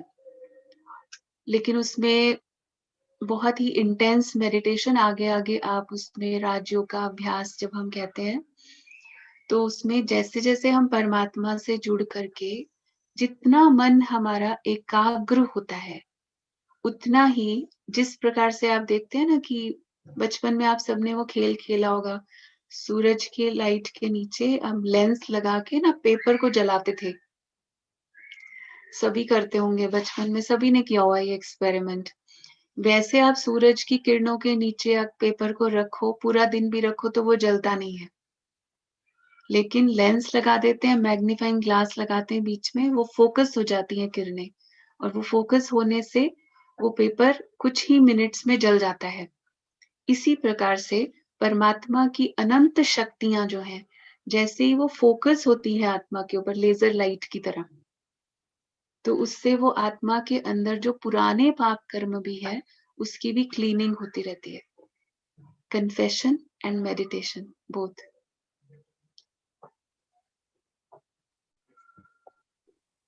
एक प्रश्न और है दीदी जी, कि जीवन में कैसे बिना एक्सपेक्टेशन के, अपेक्षा और कामनाओं के मतलब रह सकते हैं? ये क्या है, बहुत होते रहता है और पूरा नहीं होता तो दुःख होता है। हम्म। वैसे प्रश्न में ही उसका उत्तर भी दिखाई दे रहा है, जिसने भी प्रश्न पूछा है, कि एक्सपेक्टेशंस होती हैं और जब एक्सपेक्टेशंस पूरी नहीं होती हैं तो दुख होता है। तो इसका मतलब इतना तो हम रियलाइज कर रहे हैं कि हमारी अपनी इच्छाएं, अपेक्षाएं ही हमारे दुख का कारण है। लेकिन फिर क्योंकि हमारी मान्यता ऐसी बन गई है, हमें ऐसा लगता है कि अगर हम इस जीवन में हैं और रिलेशनशिप्स में हैं, तो ज़रूरी बात है कि थोड़ी बहुत एक्सपेक्टेशंस तो होंगी ना। अब हम किसी के लिए बहुत कुछ करें और फिर रिटर्न में कुछ भी ना मिले तो थोड़ा तो दुःख होगा ना। ये जो मान्यता है इसको हम थोड़ा-सा ठीक कर लें कि हम सिर्फ़ अपना-अपना रोल कर रहे हैं। हर आत्मा अपना-अपना रोल कर रही है।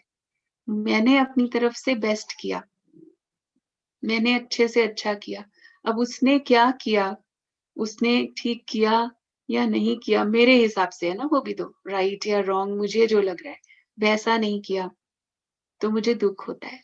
तो इसीलिए हम खुद पहले तो डिसाइड कर लें, I want to be happy, मुझे सदा खुश रहना है, तो मुझे इन एक्सपेक्टेशंस को, ये अननेसेसरी एक्सपेक्टेशन है एक्चुअली, क्योंकि वो आत्मा तो अपना रोल ही कर रही है।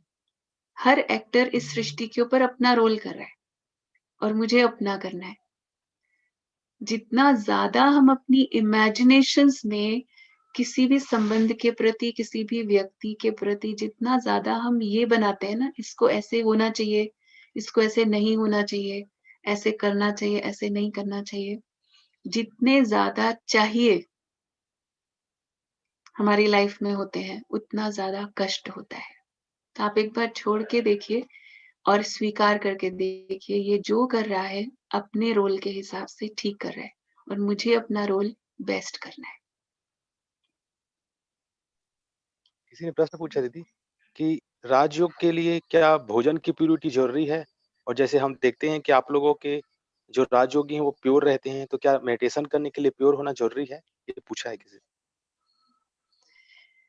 देखिए ऐसा है कि एक तरफ हम बात कर रहे हैं राजयोग से सुख, शांति, आनंद की प्राप्ति करने की। तो जैसे होता है ना कि आप डॉक्टर के पास जाते हैं और डॉक्टर से कहते हैं कि मुझे ये बीमारी है, मुझे ये वीकनेस है, मुझे ये प्रॉब्लम है, मुझे इसको ठीक करना है, तो वो आपको मेडिसिन देता है और मेडिसिन के साथ वो कुछ परहेज़ भी बताता है। अगर आपको डायबिटीज़ है, तो आपको डायबिटीज़ की गोली भी देगा और साथ में बताएगा मीठा नहीं खाना है। आप गोली भी खाते जाओ और मीठा भी खाते जाओ, तो फिर स्ट्रगल ज़्यादा रहेगा।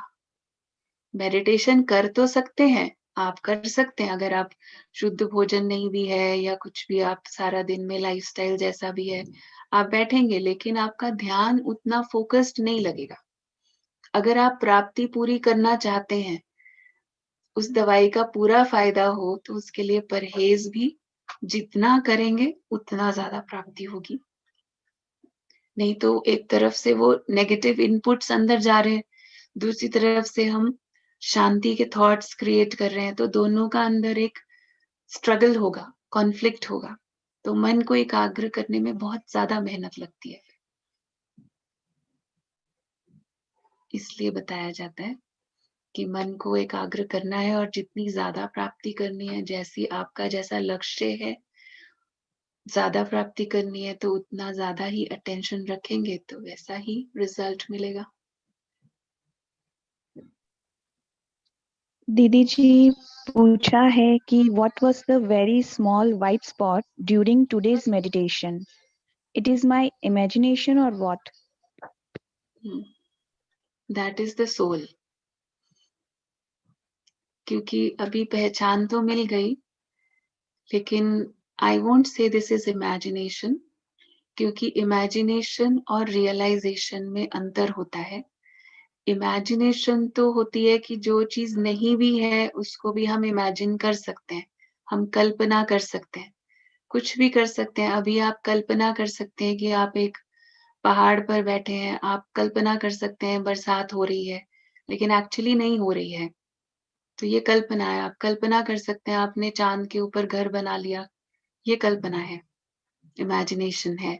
लेकिन रियलाइजेशन माना अनुभूति, जो चीज है लेकिन अभी तक हमें नहीं पता था, तो वो जैसे सोए हुए थे, तो जैसे ही उस चीज की जागृति आती है, अवेयरनेस आती है, तो वैसे ही अनुभूति होना शुरू हो जाती है। तो हम क्या कर रहे हैं इतने दिन से, हम अवेयरनेस ला रहे हैं, हम अपने अंदर वो स्मृति ला रहे हैं और स्मृति से वो फीलिंग आना शुरू हो जाती है। अभी किसी ने ये बोल रहे हैं कि हमें दिखाई नहीं देती लाइट। हो सकता है कईयों को ये लगे, ये प्रश्न एक का सुन करके, कि हमें तो कुछ नहीं दिखाई दिया, इनको बिंदु दिखाई दिया, पॉइंट ऑफ लाइट दिखा। अगर आपको दिखा अच्छी बात है, लेकिन हो सकता है हर बार नहीं भी दिखे, और हो सकता है कोई ऐसे हो जिसको कभी भी नहीं दिखा। So that is not important. देखना इतना जरूरी नहीं है जितना अनुभव करना जरूरी है। हम एक फीलिंग हमारे अंदर अगर आती है कि मैं आत्मा, पॉइंट ऑफ लाइट, इस शरीर से अलग हूं, दैट इज मोर इम्पोर्टेंट। दीदी जी ऐसे सिमिलर काफी क्वेश्चन हैं जो आपको एक कर पूछते हैं।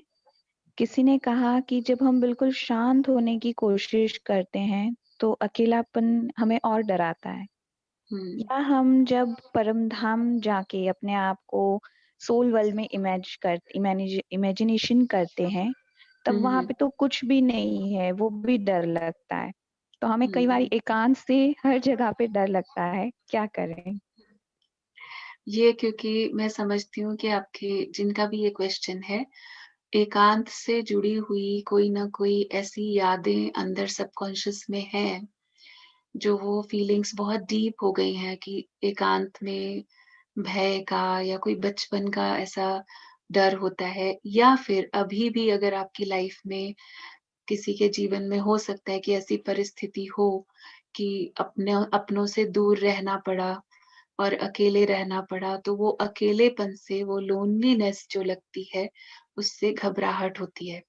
अगर इस तरह के हमारे अनुभव रहे हैं ना, तो जैसे ही हम फिर मेडिटेशन शुरू करते हैं, एकांत होने की बात आती है, अकेले होने की बात आती है, तो वो पुरानी सबकॉन्शियस की मेमोरीज जो हैं वो इमर्ज हो जाती हैं, इसलिए ये फीलिंग आती है। इसीलिए आप एकांत या अकेले की बात नहीं करिए। मेडिटेशन में कनेक्शन है, और कनेक्शन में भी संबंध है परमात्मा के साथ। तो जैसे आप उस संबंध की फीलिंग में आएंगे, तो उसमें आप एक काम करिए, कम्युनिकेशन। जितना आप अंदर एक डायलॉग चलेगा, जैसे भगवान से मेरी बात चल रही है, और सिर्फ बैठ के अभी जब हम कर रहे हैं तब नहीं, सारा दिन भी बार बार हर बात में उसको इन्वॉल्व करते हैं हम, तो आपको एक साथ का अनुभव होगा। तो जबकि आप कोई लाइफ में ऐसी परिस्थिति भी फील कर रहे होंगे ना जहां आप अकेले हैं, कोई आपके साथ नहीं है, वहां पर भी आपको उसके साथ का अनुभव होगा, और ऐसे लगेगा जैसे जो अकेलापन था भी वो भी दूर हो गया। ओम शांति। यदि किसी ने प्रश्न पूछा है कि मेडिटेशन का कोई पर्टिकुलर टाइम है या हम किसी भी समय कर सकते हैं, या कोई विशेष टाइम पर ही करना है? या कोई आसन पे करना है? वैसे तो मेडिटेशन के लिए ऐसे कोई पर्टिकुलर टाइम नहीं है, किसी भी समय, क्योंकि भगवान को याद करने का, उसके साथ कनेक्ट होने का सभी समय अच्छे हैं।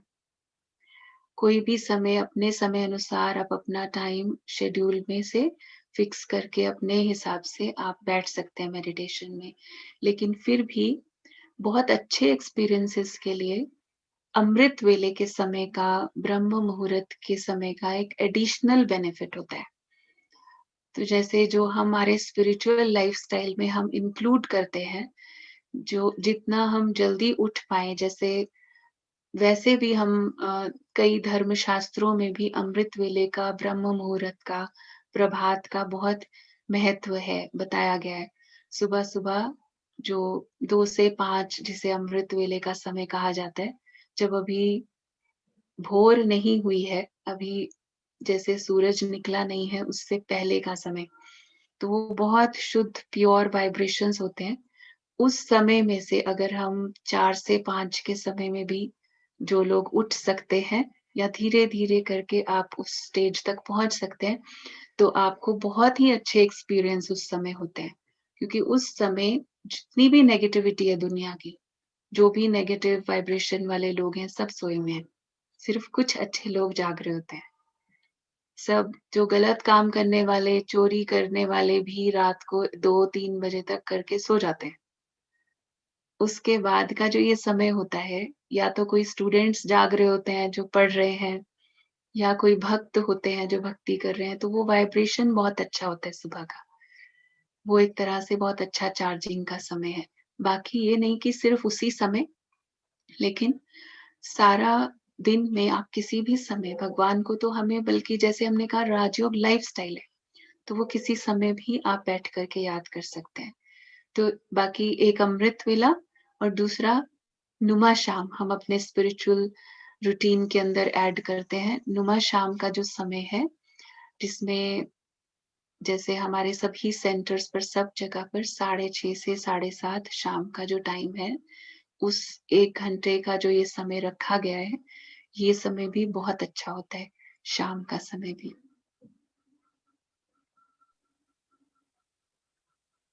जी दीदी, थैंक यू सो मच।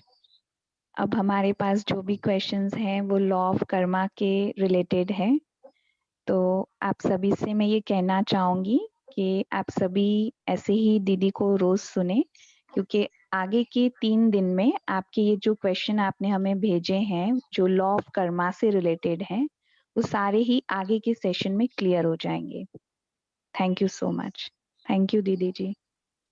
आप सभी के 25 से 30 प्रश्न पड़े हुए हैं। सोल बर्थ से भी हैं और कार्मिक अकाउंट से भी हैं, नेगेटिविटी से हैं, लेकिन सभी आगे क्लियर हो जाएंगे।